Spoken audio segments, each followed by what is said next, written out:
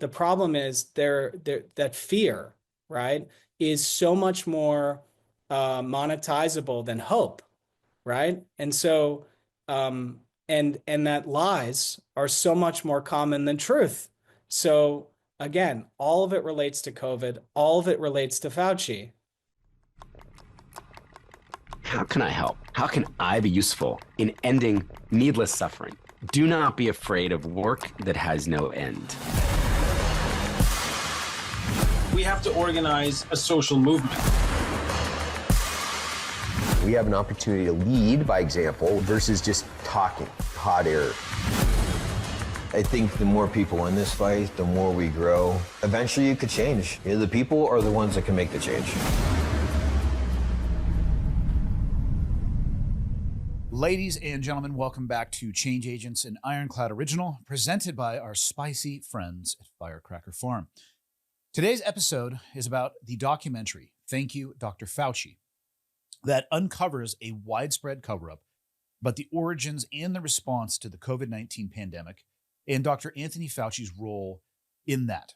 My guest today is Jenner Furst. He is a documentary filmmaker, a director, and an executive producer, known for his work on films and series including Fire Fraud, which if you haven't watched, you need to go watch immediately, the Netflix series The Pharmacist, and the Amazon series Shiny Happy People, Duggar Family Secrets. His work on documentary projects has earned him 2 Peabody Awards and 4 Emmy nominations, and he is the director of the film Thank You, Dr. Fauci, a documentary that investigates the origins of COVID-19, the controversies surrounding Dr. Anthony Fauci's role in biodefense research, the possibility of a bioarms race with China, and what could be the largest cover-up in modern history.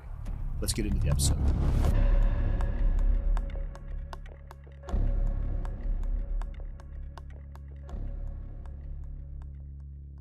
What's so crazy about the Fauci story is that, I mean, I came up during 9/11. I don't know. We're probably similar in age, maybe by a 47. couple years. I'm 40. Okay. So like, I was of age that I could have enlisted right after 9/11. My cousin did, a lot of my friends did. And the way I wanted to serve was to expose what I felt was happening in our government. And I believe that 9/11 was being used to abuse the civil liberties of the American people and being used to expand American empire without proper consent of any of our governing bodies. And the fear of terrorism, which is a real thing, was being used to destroy many aspects of safety nets. And so Fauci's story parallels that because his greatest promotion happens right after 9/11. 2 weeks after 9/11 is the beginning of these anthrax scares. They're all misused. It's essentially a false flag attack where we're told to believe that it's a foreign terrorist who's spreading anthrax around. And, then that enemy keeps shifting and it goes from being Al-Qaeda, not Al-Qaeda, but maybe Saddam Hussein has anthrax and he's got WMD, And so Fauci is like already a very, very troubled, questionable bureaucrat who mishandled the AIDS pandemic and who, did not serve millions of Americans who were sick and needed research and care and was at that point even focused on vaccines above everything else for AIDS, directing care out of what it should have been, which is, really treating sickness and helping relieve symptoms, and instead focusing on this golden goose vaccine effort that he would have made a lot of money from. So he's already not a good guy. Anthrax happens and Cheney takes what should have been in the Pentagon at, should have been, Los Alamos, Livermore lab stuff, like not like running in universities and at the NIH. And he takes biodefense using the anthrax attack as an excuse. And he takes it out of the Pentagon and the Defense Department. He puts it into the NIH. And I think it was very strategic because it's an amorphous agency, 3-letter alphabet soup agency with no real regulation. And it says health and the National Institute of Allergy and Infectious Disease. Sounds great on paper. It's perfect, right? Let me ask you this. Yeah. Do you think that, we can put on our fashionable conspiratorial hats here if we want to. Do you think that the anthrax attacks were legitimate or actually manufactured by whatever, the deep state, the government, to allow him to do that? Or did he just seize upon something that happened naturally? 100% manufactured. You think so? At Okay. the end, yeah, well, the evidence says so. So at the end of, by 8 years later, at the end of the Bush-Cheney administration, it is revealed that the person who leaked the anthrax was a scientist from Fort Detrick, Bruce Ivins, and he was allegedly concerned about biodefense research and acted as a lone wolf distributing anthrax in letters to all of these people. And when he gets accused of this, of course, we know nothing about what he was saying behind closed doors, but his family said that the narrative in the public couldn't be further from the truth, and that there's more to the story. And Congress was reviewing all of this, and there came a point where Congress began to believe that he didn't act alone and that they wanted to know more about what happened. And at that point, Bruce Ivins died of a suicide and took a lot of Tylenol. So I don't know what advanced biodefense researcher who'd been at Fort Detrick for 20 years and knew chemistry inside and out would choose to kill themselves with acetaminophen, but that was the story that went out. And so, and Fauci, who his entire promotion to a level of power that was like 10 times what he had before 9/11, has never publicly acknowledged that the anthrax attacks, the very thing that put him in an outsized, unchecked, unregulated position of power to develop vaccines, but also to develop viruses that don't exist, to create vaccines for viruses that don't exist. That entire inciting event was a fraud, and Anthony Fauci has never publicly acknowledged that. That alone should, so scientists say, well, you're never going to find the very moment that it crossed over, and so therefore we can't say it came from a lab because we're scientists. We don't. But if you use a logical way of analyzing facts, you could take all of the fact pattern over the last 20 years, and not only would it tell you that COVID came from a lab and that the United States funded that lab, and that bioweapons is the new nuclear arms race of the 21st century, and that we are doing clandestine things in our intelligence community and doing clandestine things in these agencies, these alphabet soup bureaucracies, but also that those agencies are captured by pharma and other transnational companies who are essentially directing some of this stuff and stand to benefit from it. Maybe not explicitly. I won't go as far as to say that Moderna released the virus or Pfizer released the virus, but if you trace back the people who invest in biotech, let's remember $100 billion was made by those companies because of warp speed, where they had no liability whatsoever for the product they were creating. And they were able to launch basically a faulty product that had never been tested in humans before, and that even the data that originally existed for cancer proved that it wasn't ready. And all of a sudden now, within a series of months, this product is going out to the American people, $100 billion. But there was almost twice or three times that amount going to other supportive biotech companies that many of our deep state actors have direct or indirect connections to as investors. Look at the CIA. Why does the CIA have a venture capital fund? Why? Oh, I can what answer is that as somebody who used to work for the government, but not in that world. Yeah. There's a reason that cutouts like that exist. There's a reason why there is a difference between a W-2 and 1099 employee of the agency. There's a reason why they hire military members, because it allows them to skirt Title 50, Title 10 authorities and actions. They can say, we didn't do this. And I guess technically from a tax perspective, they didn't. They'll use a cutout. They'll hire a contractor. And on the contracting world, I can say that with a high level of certainty because I know some of these people. And if you look at, the venture capital fund, why do they have that? It's so that they can invest in agencies and entities that were likely formed and founded by ex-employees of that industry to fund that and say that the government didn't do it. Right. I mean, why is Larry Ellison out here talking about mRNA now? He was a CIA cutout at one point. Oracle was used by our intelligence services in the beginning. This is It's an a deep interwoven, list. It would yeah, probably be deep hard. list. It'd be hard to find, I'll be honest with you, the titans of industry, massive organizations. I think it would be hard to find one that hasn't been touched by our intelligence umbrella. I mean, it's come out. Oh, of course. Let's look at all the cell phone manufacturers when it was Everyone. when they used to have, well, they still probably have the hardwire cables going out from the Pacific and the Atlantic. Oh, what's this little black box that's directly tied into all this information? Oops. Yeah, that's that's just the collection device for our 3-letter alphabet soup of intelligence agencies that we willingly put on there because we were working with the government under the guise of what? Security. Yeah. And I think that what I feel like I've always known in my heart, it's like, this kind of idea of red pilling and, if you grew up even before the Matrix, there's certain people that just don't believe what they've been told for good reason because it's human nature, not only to be swindled and lied to be abused, to be herded like cattle. That's how we exist in a society, is herding people into, formation because we can't self-govern at a level of hundreds of millions or billions. We can only self-govern in clans and communities. And that's why at the end of the day, people are, what are you going to do? What can we do about this? It's love the people around you, care for the people around you, extend your community as far as you can drive or and within a day, because that's the most impact you're really going to have. And the illusion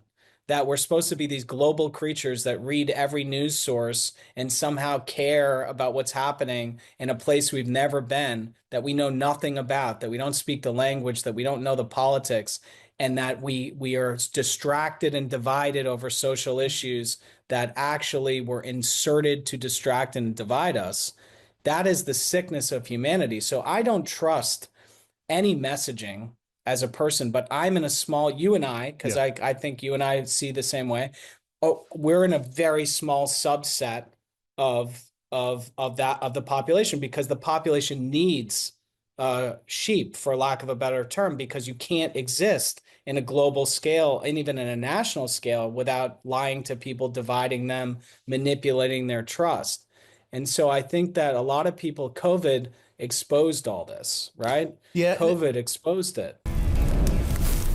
Ladies and gentlemen, you've heard me talk about Firecracker Farm and their hot salt. You probably heard other people talk about it as well. If you haven't tried it yet, let me just tell you, you're missing out on some serious flavor. Their hot salt is delicious, and it really makes pretty much anything that you put it on even more delicious. It's hot, but when you use it in moderation, it's not too hot, and the flavor that it adds enhances without overpowering. It is handmade, super premium, and comes in awesome stainless steel push-button grinders like the one I have in my hand right here. You can take them anywhere. Hot sauce, if you've had this experience, can very easily overpower other flavors and always runs out quickly when it's good.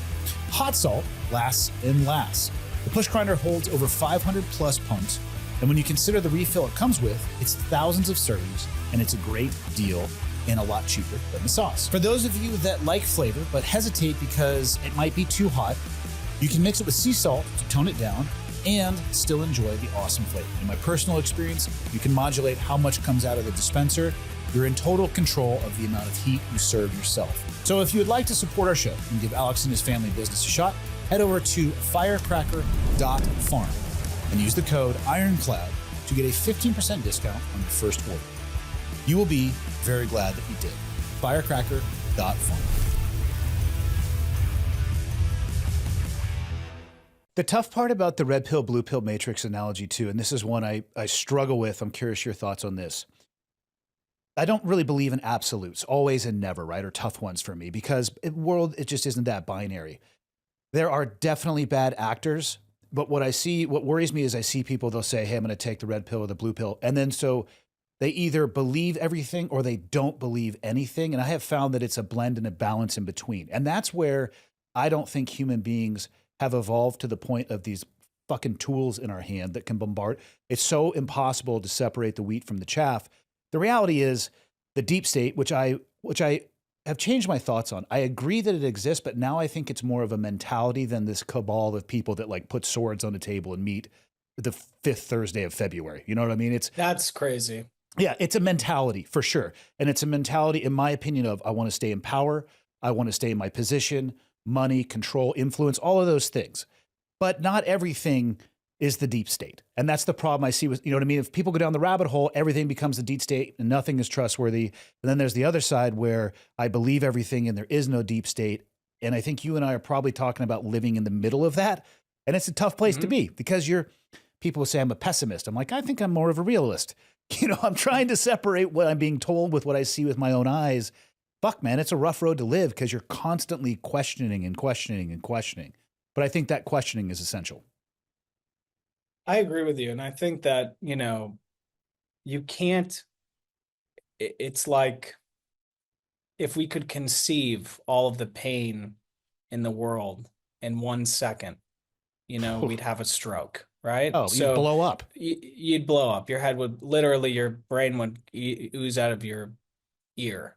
So I think that when we look at this kind of conditioning that exists in our society to kind of consume information, decide what information you want to consume on a visceral level.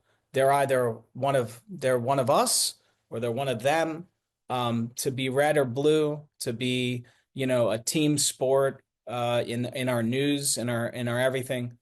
These binaries that exist, that's the master algorithm, right? Is that there has to be binaries. And I think that was discovered very early in America when there was both white and black slaves before chattel slavery even existed. And there was just colonialist, you know, wealthy plantation owners, and there was people being boated over from different countries to run their nicotine tea farm, cotton farms, and everything. And when those folks rebelled, you know, Bacon's Rebellion, I cite it constantly because if you don't know this story, you don't know the skeleton key to America, right? So this happens, right? This colonialist mobilizes white and black slaves because he feels the British are not protecting them enough against Native Americans and that they're upset. And they control a town, a colony for 2 years. And I think this freaked the plantation class out because they realized that they are really the most powerful block of this society is the poor, and that racially dividing the poor would be the only solution to dividing the poor, because when they realize that they have more in common than the plantation owners, you essentially have no way of enslaving them, not just for no wage, but enslaving them for low wage and low quality of life and no opportunity, which essentially, if you look at most white Americans, they have little opportunity. They're poor. They're dealing with they're targeted for bad food products. They're sold lies constantly. But the original lie, there was the original sin, but then there's this original lie that's told to poor white you know, people who were slaves, which is essentially you're better than black people. And so that created 3/5 of a man, chattel slavery, this stuff that we think was existed forever. In fact, race as an idea is really not that old. It's about like 500, 600, 700 years old. People didn't look at things that way, and it was created. And so why was it created and harnessed over the years? In many ways and I say this as someone who respects, you know, the faith and spirituality of Christianity, but it's the same thing. It was used you know, to go into places. This is totally antithetical to Christ's message, to go into places to say that we have something you don't have, you know, and give us your gold, and here's Christ. And the irony is the most oppressed people, the slaves, the poor people, the people who have nothing, who need freedom from oppression, which was Christ's message, those are the true believers.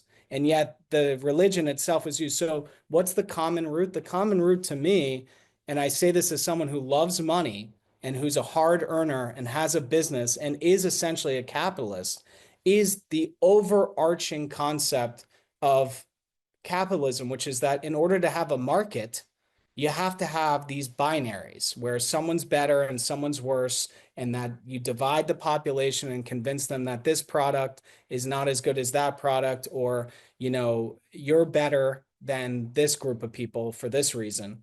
And that's the trance, right? That I believe that Americans specifically in this country, right? We have specific horrible problems, right? That don't exist in Europe, that don't exist, but also we have specific horrible government that doesn't defend our interests, that sells us to corporations.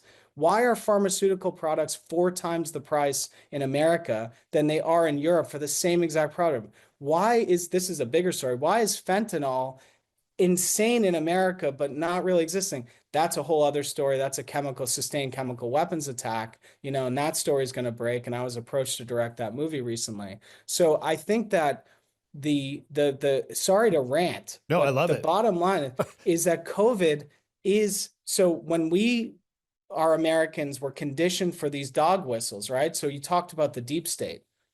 The deep state is 100 different things. It's not one thing. But when you have you have people who do have high consciousness about the deception, but have monetized it, and I have no, go for it, right? It's an open market. The Alex Jones of the world, all those people, they have a shamanic, presence, in that they can use terms like deep state and use things, and people are listening and people are hurting and people want answers. And so it's a human nature to cling to that one word and believe the same way we cling to the word God. What is God? God is something we can't describe, but yet there's one word, and it actually divides people, because it's like, well, I don't believe in God. Well, I believe in God, or Christ, or this, or these are words, right? And we're conditioned to take that dog whistle and have a lot of visceral response. So COVID, DEI, to fill in the blank, right? Trump, Obama. Like, it's just a dog whistle society where that benefits the people at the very top so immensely that people like you and I can see that, and it's very hard to communicate that to people that are in the maze, right? They're in the matrix, so to speak. But if you were in a room talking to each other, able to shake each other's hand and look each other in the eye, chances are that 99% of Americans could find common ground, and that the people they wouldn't have things in common with are that fraction of a percentage that has immense wealth and control over things and is actually making money off their backs, right? And so how do you succeed at dividing them? You isolate them.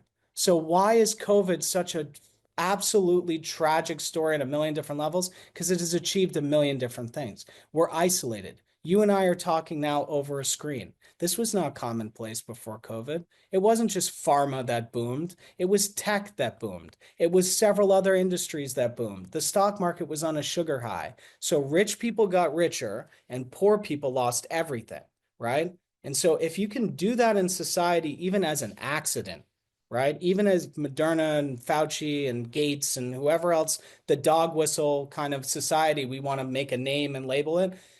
So many people benefited from it in the scope of, like, it's not one evil cabal, like you said about the deep state. My theory is like it's a hydra, right? You can't kill it. It exists, and it doesn't need to govern amongst itself. And that maybe one blob is big media, and one blob is big food, and one blob is big pharma, and one blob is, the military industrial complex.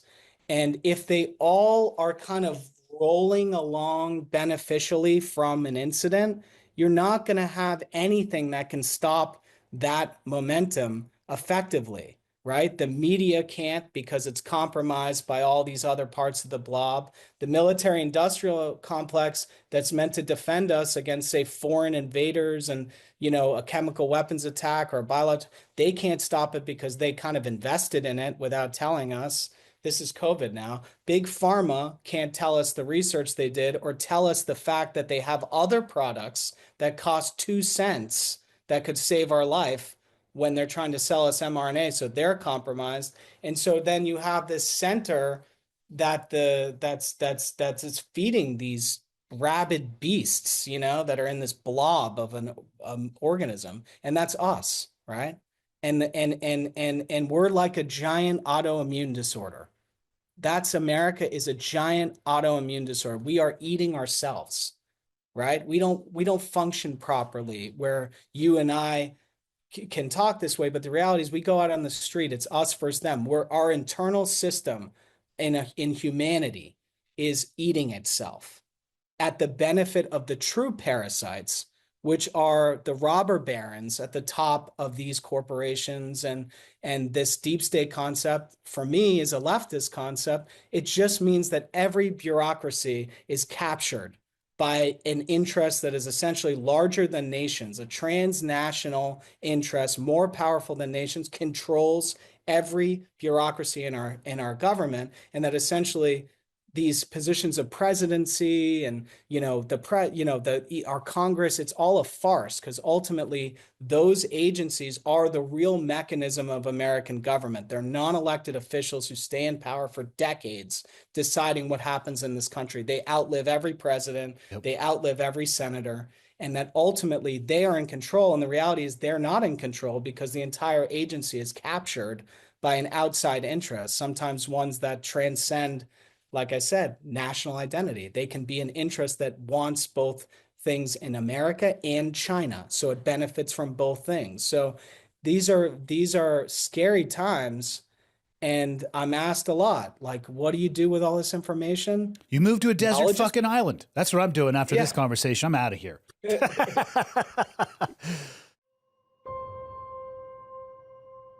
Ladies and gentlemen, if you want to get into elite shape, or perhaps just make improvements to your current level of fitness, check out the MTNTOUGH digital training program.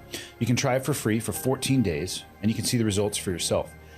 The app allows users to train wherever they are with minimal equipment requirements, whether you're in the gym or you're outdoors or you're at home. Users can access top-tier programming that fits into their lifestyle. The MTNTOUGH app offers expertly designed progressive training plans that guide users from start to finish.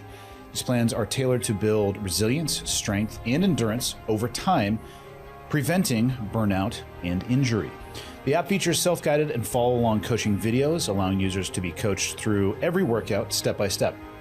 This helps to ensure proper form, motivation, and intensity, regardless of the user's fitness level.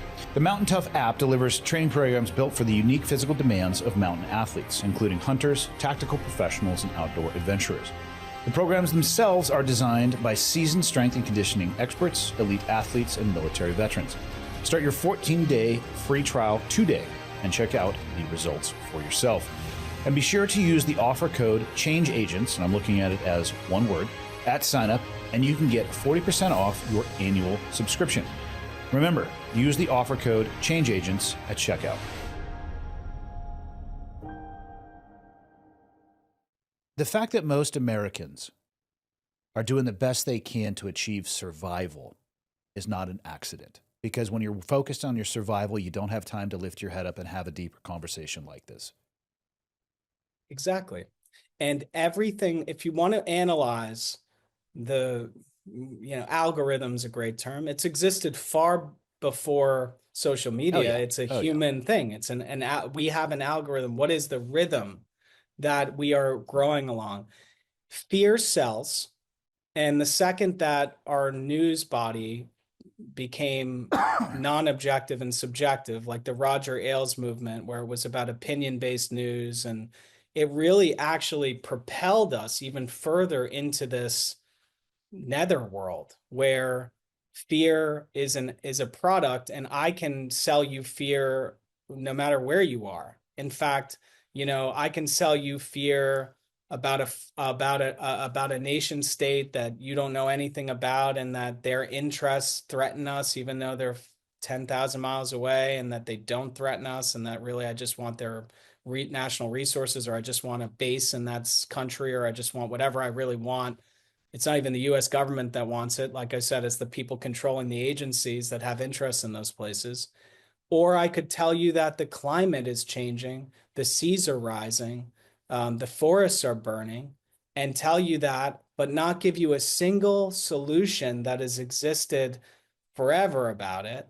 And I don't mean recycling, because that's silly. right? Okay. Recycling is not the solution to climate change. If climate change is actually happening and it's a human thing, humans can fix it, but in ways that are actually very exciting that we could talk about, but that we never talk about. In fact, the technologies have been stifled for years.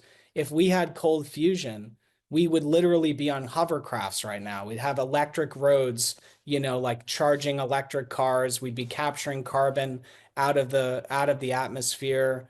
You could come up with ways of monetizing carbon. You could make plastic illegal, and you'd have to make packaging materials out of reclaimed carbon. It'd be a $1 trillion industry. Why does it not happen? Because those transnational companies that control all the agencies, they want a piece of it, and they want gradual wean down on the product they've made billions of dollars on. They don't want it to go away. They want to control the next product. Yeah. So, fusion has been stopped for decades when it could have been achieved. The electric car could have been a thing in the 80s, and we could have had it. So it's a crazy situation in which it isn't the thing, right? Humans are smart. There are enough smart humans to solve problems.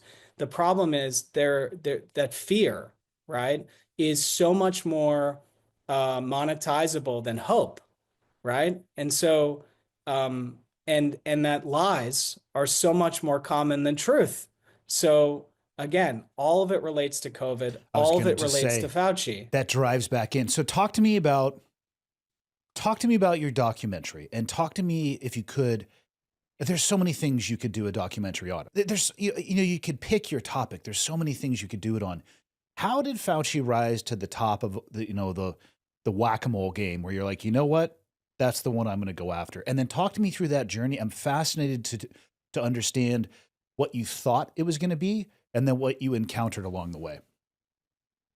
So, I've tackled a lot of big zeitgeist stories, criminal justice, the opioid epidemic. My films have been seen by, I think, billions of people at this point. I had a series on Netflix right before I started production of this called Murdoch Murders that was streamed for 100 million hours in the first 2 weeks. Great show. I've watched it. Thank you. And so all of those films, to be quite honest with you, most of those films involve a high degree of conviction and mania, to chase something. But how it was given to me is kind of like a Ouija board, and that, you meet a person, they tell you about the story, they tell you they have access to it. You read between the lines, you become attached to people most of the time, and those people lead you to a truth that's very big.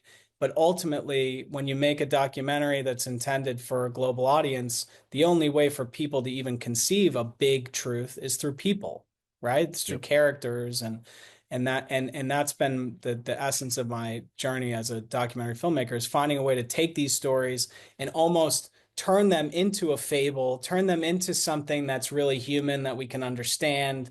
A betrayal, a myth, and follow those things, because I believe through stories we learn. That's human nature, right? Oral history is like almost 100,000 years older than the written word, and the written word is recent. So visual, audio, storytelling, I think, actually penetrates our brain much deeper than reading an article or social media, definitely. So I think that this story was not one that I was really hunting.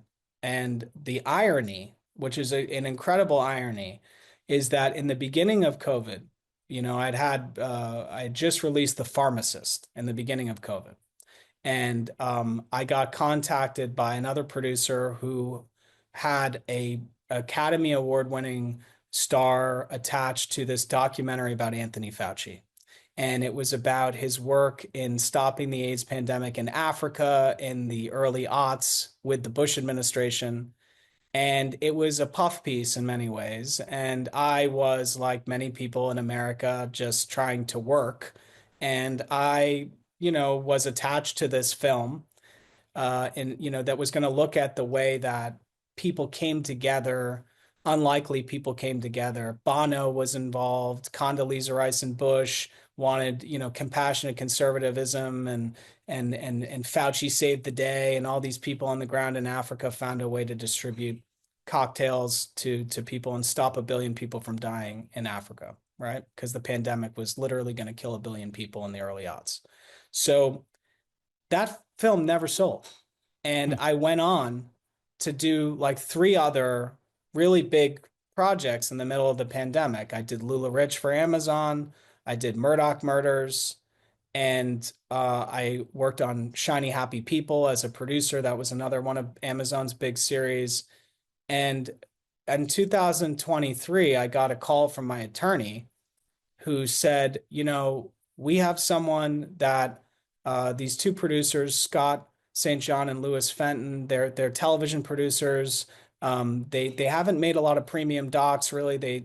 But they have this conviction that Anthony Fauci lied way beyond we know, and that there's something so horrible about what happened to people, and that they want to make this, and they've raised money from friends and family and their own money, and they really want an experienced veteran documentary filmmaker to be at the helm of it, because they don't want it to be perceived as just a political hit piece or something that was funded by a super PAC or some just wacko op-ed that just spouts crazy ideas, you know, out to the world. They want it to really be a sincere and authentic investigation, and one that's independent, and they're willing to let you investigate it because they believe you'll find what you need to find. And I said, I'll take a call with them. I'm an open-minded person. I'll tell them my thoughts. I'm already a cynical person. It's not like I doubt the idea that the virus could have come from a lab or that people in bureaucracies are corrupt. But I was hesitant because it's a stigmatism in the entertainment business to go against sort of democratic ideas, because the industry is very much controlled by, you know, people in the Democratic Party who are passionate about these causes, yada, yada, yada. So, and even my films were championed by many different democratic causes, because I did things about inner cities, and I did things about a lot of things stories that resonate with that base. So I was not closed-minded. So I take the call, and, you know, I say, look, I don't do witch hunts. I don't do hit pieces.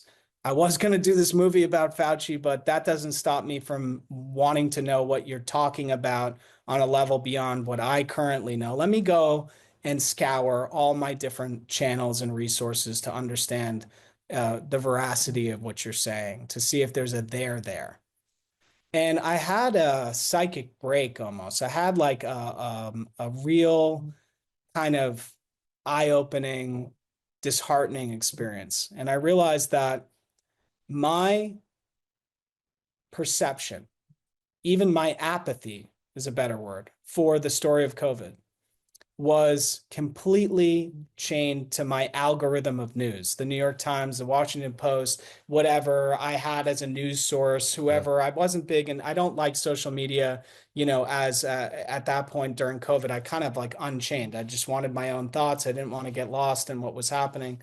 So I go on the internet, I do a deep dive, and I realized that for 2 years, there has been a grant proposal leaked to the free press of the United States of America that proved that the United States was funding research in Wuhan, and that the blueprint of COVID, the genetic signature of COVID, exists in a proposal that predates the pandemic by 2 years. And for 2 years after, we're talking about 2023, and this document surfaces in the fall of 2021. And I'm now in the winter of 2023, the late fall, and that I didn't know about that. And that I didn't know the extent of the evidence that existed across 300,000 pages of FOIA documents, that there were scientists who were legitimate scientists and doctors who have been fighting to expose this, not just for a couple of years, but for 20 years. And that I didn't know the actual story of Anthony Fauci as much as I would have wanted to know as someone who should know this stuff, right? As like a really, you know, socially aware, critical, investigative guy. I said to myself, if someone like me can be that much of a sucker, this is a completely urgent story, and that my mission is not to indulge in everything everybody already knows on one side of this story. Like, say the right already knew this, was following it, was upset about it. My job is to be the messenger to the people on the left who, like me, have been seduced and lied to by their algorithm, and that their interests, their actual interests, have been completely and totally jeopardized by this fraud, and that they still believe that this man's a hero, and that these vaccines saved lives, and that, and all the messaging, that they still believe, that they believe it passionately. My job is to reach them. My job is to take this story and move it into the Overton window in a way that we can accept it as truth, that this is like big tobacco, this is like Watergate, this is like any other massive scandal that should not be relegated to political ideology. It should be placed in massive global history, timeless global history terms, that this happened. This is probably the worst military accident, probably the worst betrayal of public trust, probably the worst assault to human bodies through science and pharmaceutical products, and essentially the greatest, gravest threat to us, the actual 99.99% of the population on Earth, not nuclear weapons, this, right? This arms race with China that's been gamed out to benefit people, even if there's accidents. That if that could happen once and trillions of dollars could move from the poor to the rich, then you better believe it's going to happen again. And so that's when I said, I guess this is my life now. And I immediately met about 20 people who this was their life for the last 4 years. They lost their careers. Yep. They lost their reputations. And those were the people that I cared about the most, not people who made businesses out of it, people whose podcasts, I love podcasts, but people whose, products sold through the roof, people who say that they're experts, but then you find out that they have heavy investment in biotech. That's how they became experts. I won't name names, but there's someone who's very popular in the space who made millions off the vaccine and claims to have all this information. There's a lot going on in this space that is tricky and ugly. And what I found was that there were so many honeypots, and there were honeypots planted by the intelligence agencies. There were honeypots planted by pharma. They don't want to kill me. Okay, the people they want to kill is the one scientist who found the cure for AIDS, or the journalist who's who's out alone in their car after discovering that this whole web of corruption exists, and they're alone and they're just on the way to call their editor about the story. Those people get whacked. I don't get whacked, thank God, and I'm grateful for the fact. And I ask every angel in my life to keep protecting me from being whacked for telling stories. What happens to people like me is, I get intentionally distracted, and that people try to come into my life and tell me that the story is actually something else. So I had all the most reputable sources telling me the same story over and over again.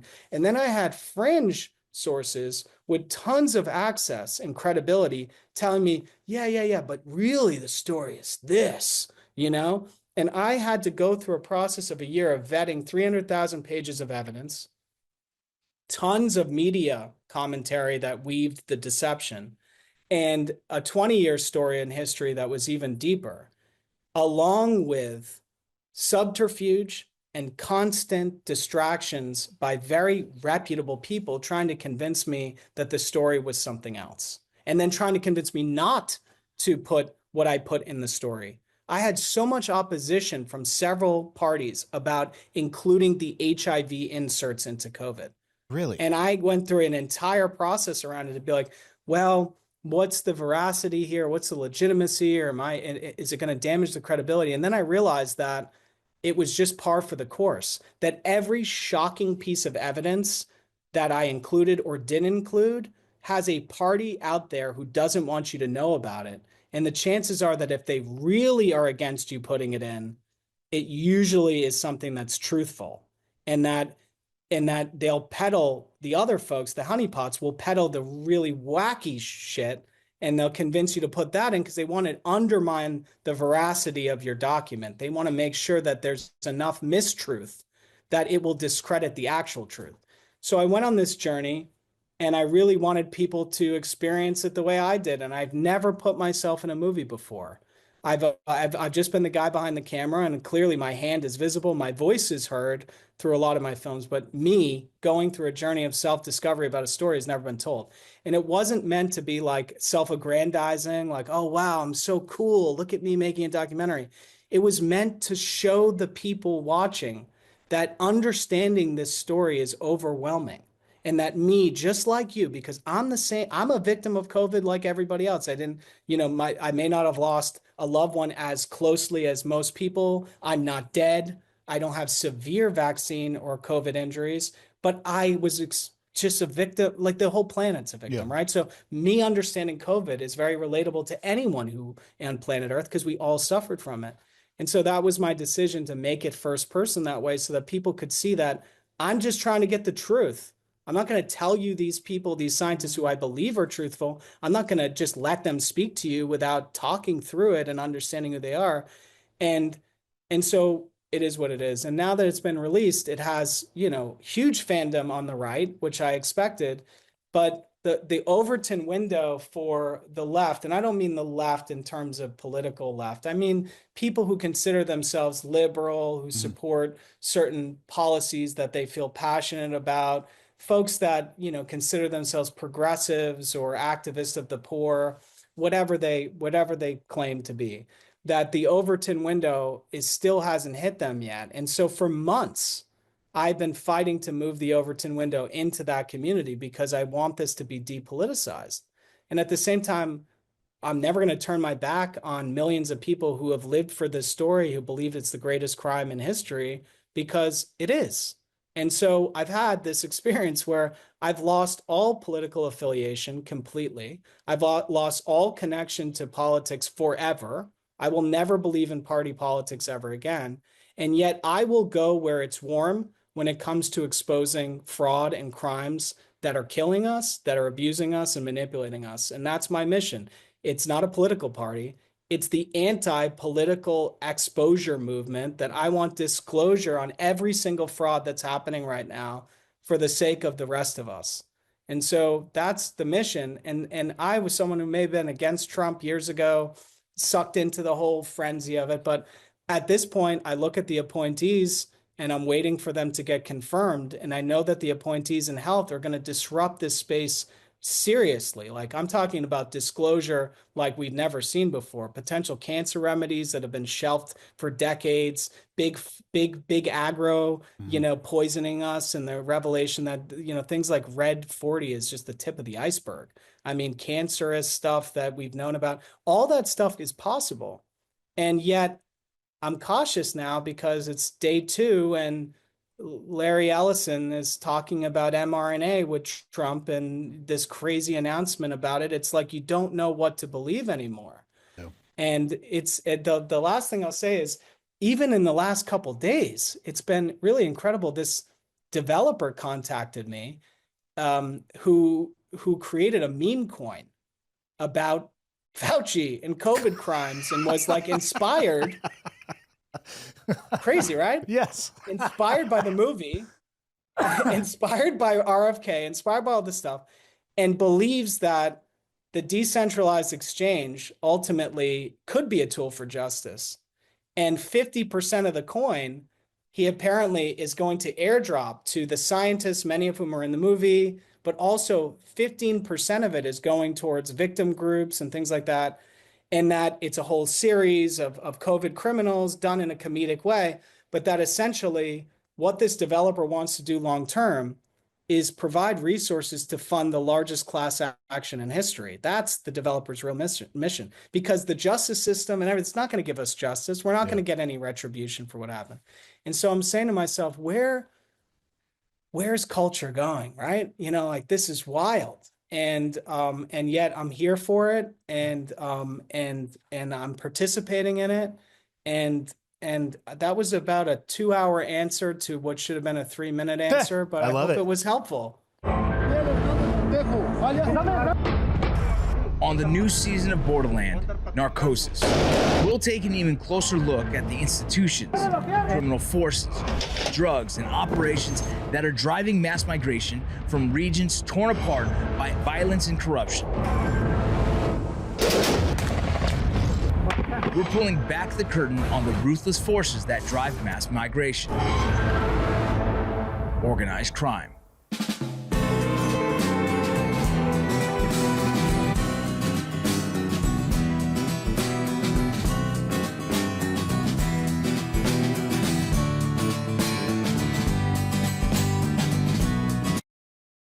It was. And, and as I'm listening to you talk about this journey of having the idea and the exploration and people trying to distract you or divert your attention, this will be probably a tough question to answer because I'll ask about a singular thing. But in that journey, do you have anything that stood out as perhaps one of the most startling or just sickening revelations that stuck with you above all over? I do. I do. So I was falling down the rabbit hole probably in the first couple months. And I think the HIV stuff was the inserts, right? The fact that there could be some aspects of HIV in the virus and that all of us essentially, and I mean all of us because virus is mostly asymptomatic, and people who think they've never had COVID likely have had COVID. Many people call it the second most infectious disease in history. It doesn't mean that you got sick. It doesn't mean that you're ever going to get sick, but that something was in our bodies that was created in a lab. So that HIV revelation threw me down the rabbit hole. And one of the scientists that I was speaking with told me to read this article by a guy named Ed Hooper, who during the pandemic had said that essentially that if you trace the scientists involved in covering up the origins of COVID, that they're not new to this type of operation, to working with Anthony Fauci, that they appear in the Ebola outbreak in 2014 as scientists, vehemently discrediting the theory that Ebola outbreak probably came from a lab, and that the story of how that Ebola outbreak was natural mimicked the story of COVID. Like in that example, it wasn't a wet market. It was a young boy playing in a tree who touched a piece of fruit that a bat ate. The problem is there's no evidence of that. The family doesn't believe the boy died from Ebola, and that they conveniently put it in another country right over the border in Guinea to protect the fact that it likely originated in Sierra Leone and Kenema, where the lab is, the lab funded by the United States, and where work done by scientists, Robert Gary and Christian Anderson and the Viral Hemorrhagic Fever Consortium, who were involved in covering up the origin of COVID. And so this guy, Ed Hooper, basically connected that, but he didn't stop there.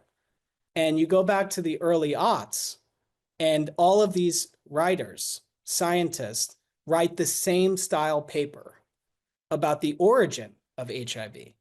And in the mid-90s, this Rolling Stone writer, Tom Curtis, released this bombshell that in the 50s, they were testing polio vaccines in Africa, and they were using, it was like a colonial, overreach where your Belgian scientists and white scientists are going into the Congo and essentially conducting tests without real consent and using black bodies for this research. There's no white people in the trial that's happening in the Congos. They're just basically testing the oral polio vaccine and the shot polio vaccine. And Salk ultimately takes the lead on the polio vaccine with the shot.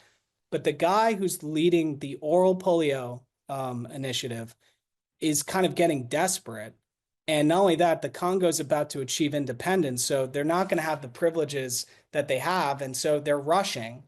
And apparently chimpanzees and other primates, their organ tissue was being used as a substrate for the vaccine. So basically every vaccine has to be, the virus has to be placed in some kind of like sub-organic material to grow in a way that we could be injected with it, where we could be inoculated from it, and that's in a nutshell, the most layman ignoramus way of describing vaccines. But so the thing that I think also regular people could understand is you probably wouldn't want to pollinate a virus in tissue that is very close to human genetic tissue that could have its own viruses in it, right? Yep. So the theory of the origin of AIDS is that it's natural and it probably started crossing over in the 20s, but it wasn't creating a massive outbreak, right? So it's a naturally occurring virus that exists in primates because there's primate immunodeficiency and simian immunodeficiency, and that however it crosses over through either eating the material or a bite or something, humans may have gotten it in an isolated way. And there's some kind of phylogenetic data that they keep promoting that goes back to the 20s. But this man, Hillary Kropotkin, this scientist, was using chimpanzee kidneys, and that there was known viruses crossing over. I believe one was SB40. There's known viruses that crossed over, and that they knew that something was very risky about this because there was some crossover and contamination events where the vaccines being distributed actually had other viruses in them. And they rushed this trial out, and about 1 million people get inoculated in trials with the oral polio vaccine in Kinshasa area in the Congo. And that's between 57 and 59. And the first known articulated outbreak of HIV is in Kinshasa in 1959.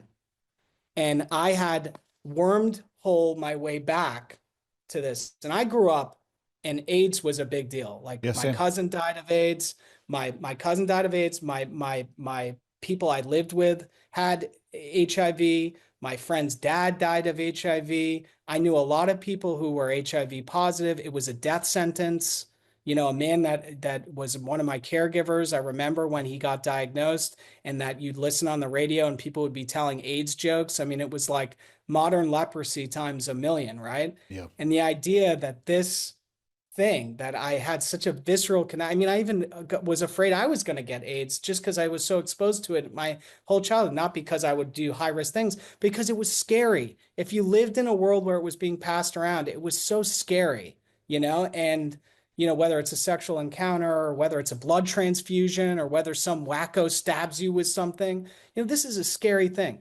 To think that science had created that, and even more scary to think that in the 90s, that the origin was then systematically covered up, just like COVID, and that they had everything at stake in terms of what they were pitching to solve AIDS was a vaccine, especially in the Black community where they were testing drugs that weren't working, like AZT. People were dying, you know, it was not good. Like Fauci was horrible. People hated Fauci. If you talk to an African-American person over the age of 40, they know Fauci is shit. And it's the same with people who are gay and in the gay community who knew that he was shit, that he did nothing for people dying for like over a decade. Like Reagan did not comment on AIDS until the end of his presidency. And the man in charge of that initiative was Anthony Fauci. He did the bidding of people and did not protect the health and well-being of people. That's really what he did. So you asked me, did I have a low point?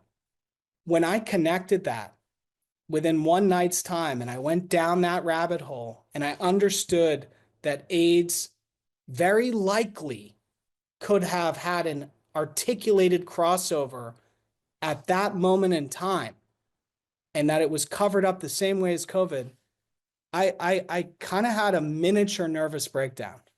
And it was very, very, very hard to have faith in anything in the world at that point, because if that could happen, what else is going on, right? Like I thought I'm like, you know, totally awake here and I know what's going on.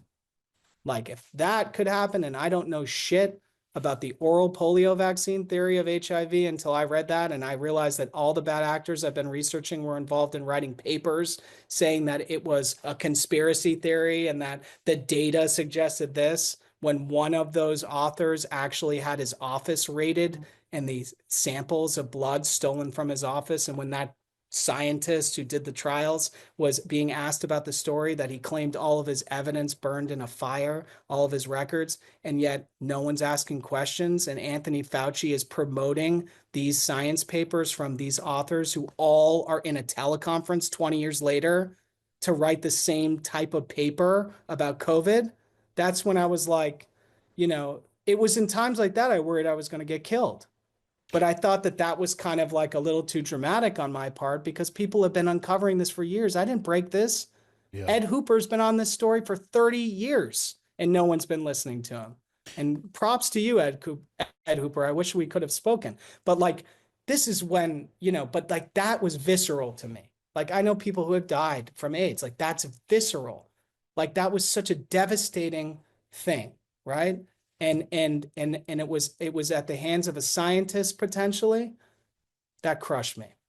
Well, let's take that feeling and fast forward to, what was it, 5 days ago? And one of Biden's last acts was a pardon for Fauci. I'm curious your thoughts on that. I think it's, there's some articles that have come out.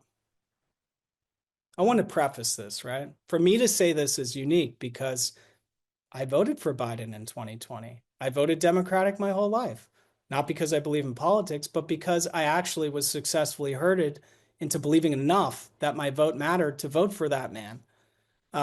Learning that he was the recipient of the largest amount of pharmaceutical campaign donations in history in 2020, and learning the true extent of what his policies were, and understanding that a geriatric man with dementia is the perfect president of the United States.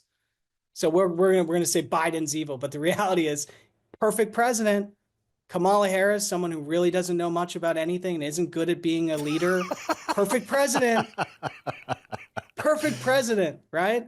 And so to me, the pardon of Fauci, whether Biden's hands like Weekend at Bernie did this with the pardon, or whether it was heartfelt, to me it's like the final stain on his political legacy. But again, Biden and Fauci have a lot in common. 50 years of government. You think you can be in DC for 50 years in the same type of position and not be completely and utterly corrupt? You're insane if you think that people could last. You can't last 6 months in that town as an elected official without being compromised. I was going to say 50 minutes.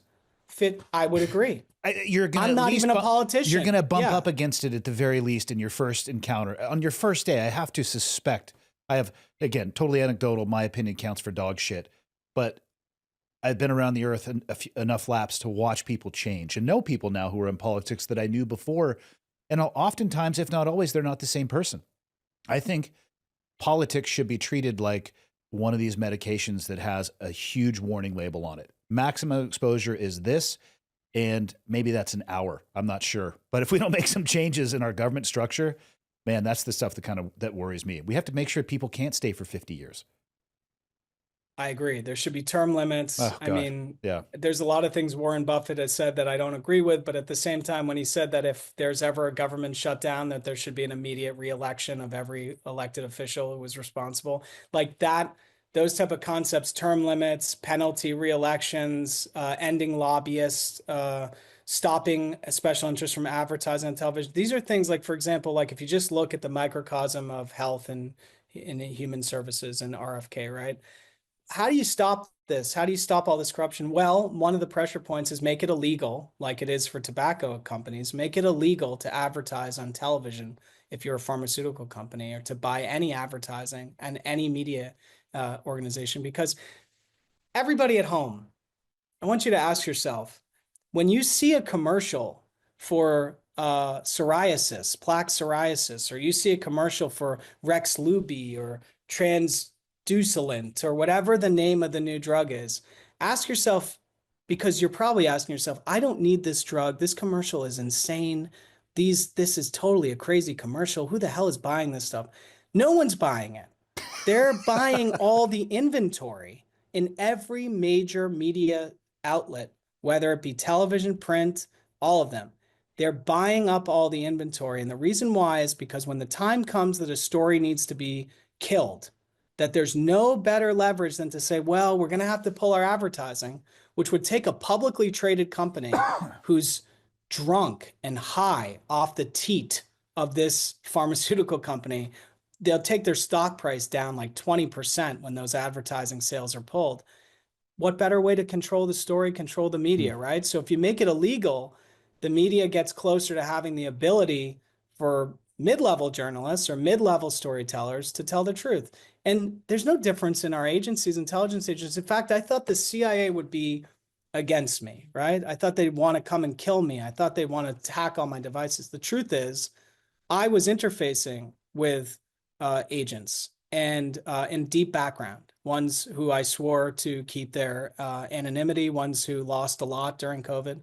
The truth is that the majority of the officers, agents, even at a manager level, because there's like 90 degrees of management that go up to the director.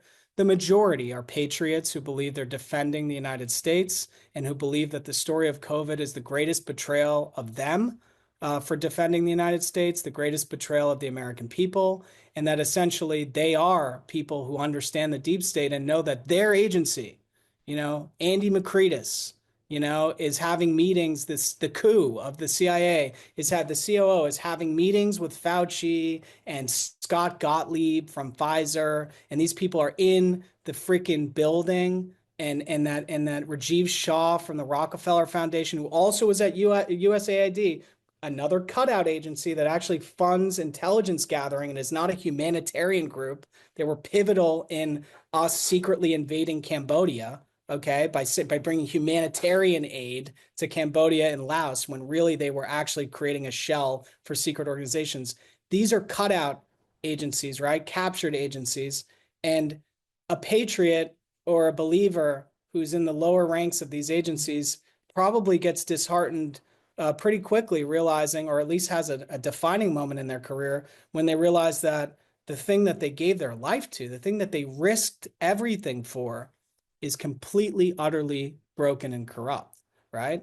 And so it's the same for journalists.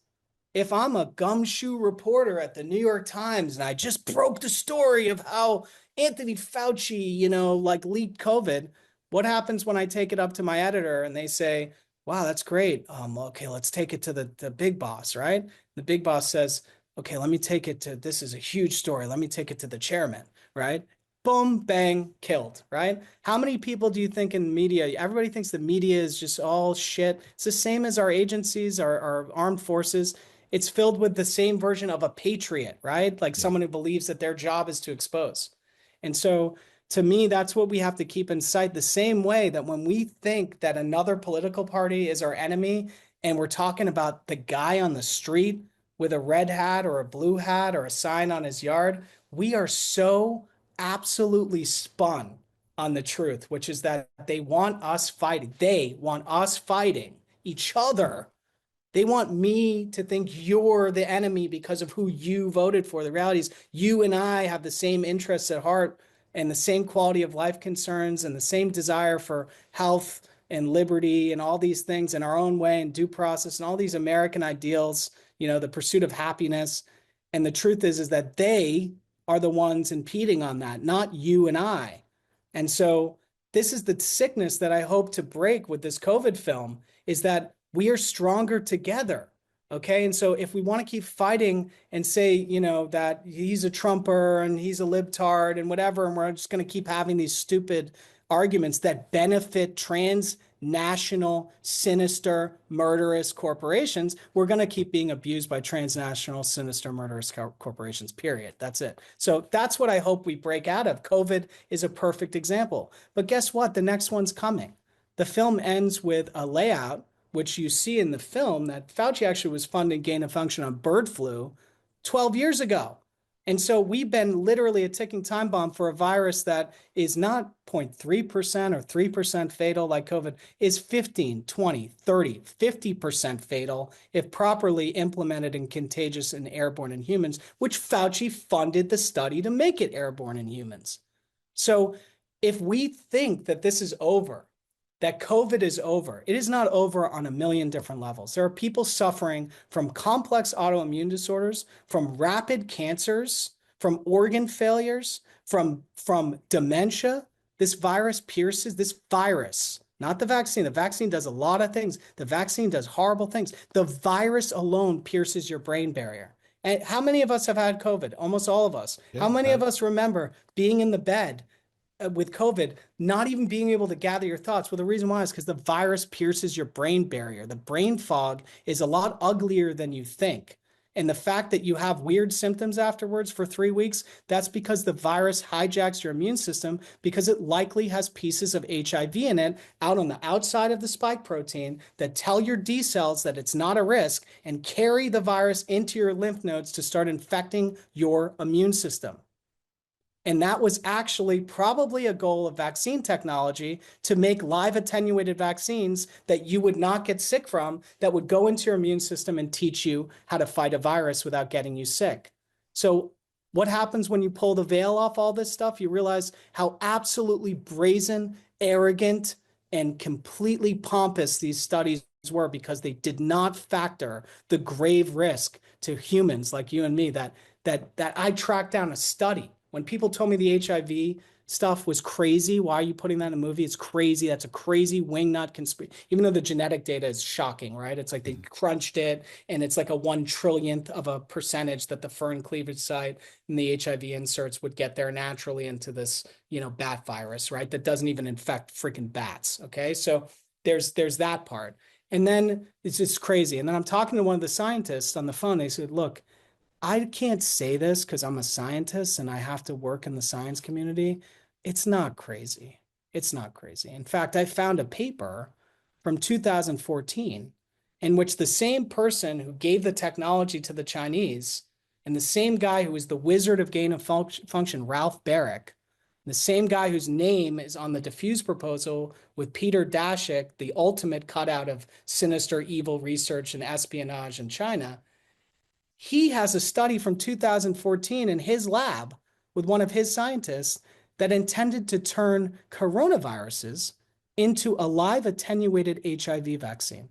They were doing that study in 2014. They were taking a common cold and inserting HIV properties into it to experiment with a way to create a vaccine, a live attenuated vaccine, which could be actually what COVID is. And the vaccine itself is just like that on steroids.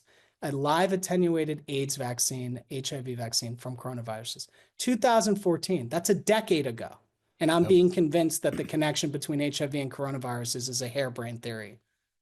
You dig here, what you find, you're not going to like what you see. And that's why most Americans can't go there. But the truth is, it's there. There's a there. Where can people find your documentary, and what do you want to leave people with? So, I learned an interesting lesson, right? We decided to make this independently. My studio funded it. I have everything on the line for this. I did not take outside money from the super PACs or some special interest. Everyone is friends and family, or, the studio itself put its resources in my micro studio. I'm not Warner Brothers or Fox. And so we felt that the risk of censorship was so extreme that we needed to make it, release it, promote it all independently. And so right now, viewers can see the film completely uncensored, exactly as it was intended to be, on our website, thankyouDrFauciMovie.com. And they can rent it and stream it in 4K as if it's on Netflix. And, that it's there, right? And for the last month before that, and it actually is still on Tucker Carlson Network, who was someone that I partnered with as a progressive, radical guy, because we have common ground. And Tucker said, this is an important story. And I said, well, let's create more of a platform, because I've been censored for the last month, and that no media organization is writing a story about it, that Meta censored all my advertising and it's hard to post anything about it, and that YouTube seems like the same deal, and that the only place I can freely talk about it is X, and the only place that is playing uncensored right now is the website. So as of today, you can watch it on those things. But what's interesting is all the people that I've made movies with in the past at Amazon and Netflix and Hulu, there's an interesting thing happening in the tech community, which they're all groveling to the Trump administration now. Bezos, Zuckerberg, all of them. In fact, there was a crazy signal recently when Amazon just bought Melania Trump's documentary and access to sequels for $40 million. And they, for $40 million, and they, and Disney lost the bid for $15 million. So to me, I believe that, like all of my other films, that this will still make it to a major streaming platform because the Overton window is moving, and not because it should move, but because these companies have to chase the public and they have to be relevant and they have to be currying favor with the president of the United States now that they realize that their man, Weekend at Bernie's Biden, didn't win, and Kamala Harris, the ultimate straw, woman, candidate, also didn't win. And so now you have to realize that Trump is the president, and that's the reality. So now they're groveling because they're opportunists. And I don't mean my programmers. I love my programs. They're like those patriots at the CIA and the journalists. They're just people who are doing their job. So ultimately, I think I'm going to be on a major streamer very soon, and that we're in those conversations as we speak. Can I tell you which one? No, because I'm in multiple conversations at this point. But today, a true believer or someone who's just curious can go to that website and see the movie. And you can go to our social profiles. Thank You, Dr. Fauci movie on X is where all the news is being dropped in the film. And I encourage anyone listening who hasn't seen it to watch it, and not because I want to get rich, but because it's absolutely essential viewing to understand the algorithm, the true algorithm of America, one in which punishes all of us. And I'm grateful for you inviting me on, and grateful for the work you do, in your program, because obviously you're someone who's seen a lot of ugly things in this world and knows the truth about the way it actually goes down. And I thank you for your service as well. I've been to some places that get 0 stars on TripAdvisor, is how I describe it to people. Do not recommend. Yeah. Man, I can't thank you enough for your time. That was fantastic. Please do me a favor, stay safe in LA until all the fire stuff sorts itself out. And I really appreciate you making time to have this conversation in and amongst all that. So I appreciate you, man. Anyone talking about this movie is a dear friend of mine forever, because it hasn't been easy to get the message out. Thank you so much.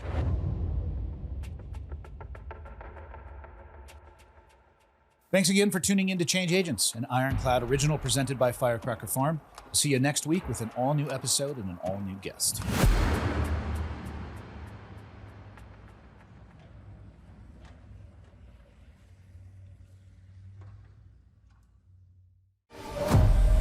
Good morning, everybody. As you know, Change Agents is an Ironclad original, but what you may not know is that for over a decade, Ironclad has worked with brands and individuals to create world-class films, series, podcasts, and ad campaigns.